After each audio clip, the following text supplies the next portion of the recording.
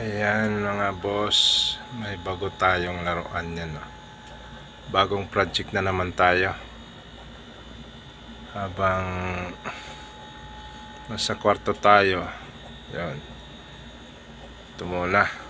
Yan o. Para may ano tayo, may libangan. Libangan na magagamit din natin, hindi katulad ng libangan na hindi natin nagagamit. Ito magagamit natin ang libangan natin. Ayan. Mamaya pag naglagay na tayo ng ano niya, pisngin niya, tapos mata niya uli, at saka yung crystalite sa ibabaw. Ayan. Okay.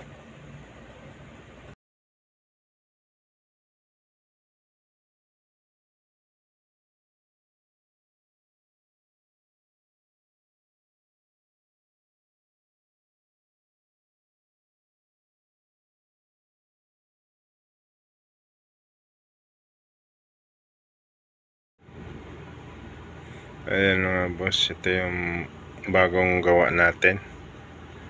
Pinag-aralan natin yan, gawa tayo ng pusit. Yan. Ito walang ano, ito yung una kong gawa, walang tainga. Yan. Ito. Yan, may tainga na yan. Yan. Tapos ito yung ano natin, yung ginawa nating ano, isda. Yan, may pula siya. May pula yung crystalite, may green. Ayan.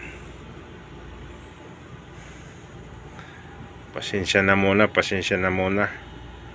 Bagong ano pa lang, bagong gawa. Hindi pa masyado na perfect. Lalo na wala tayong nabili na ano, artificial eyes. Ayan. Artificial eye, wala tayong nabili. Kaya naggawa-gawa na lang tayo. Ayan, yan pwede na yata to dyan sa atin kaysa sa crystalite lang, di ba?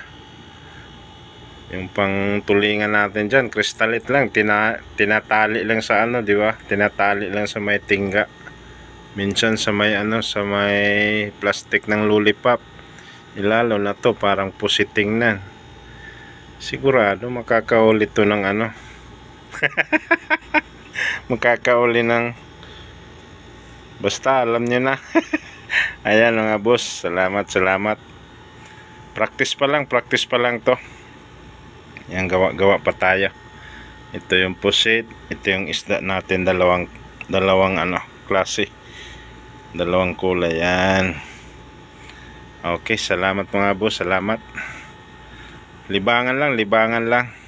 Ayan, bye-bye. Salamat sa panonood. Kung may ano kulang, paki-ano na lang, paki-comment na lang dyan sa baba kung ano yung magandang kulay dyan sa atin sa Davao Oriental. Yan, paki-comment na lang mga boss, ano yung maganda natin gawin dyan. Kasi hindi pa ako nakasubok sa mga ano dyan sa Davao Oriental. Yan, pero kumpleto na tayo, paggamit na lang yung kulang.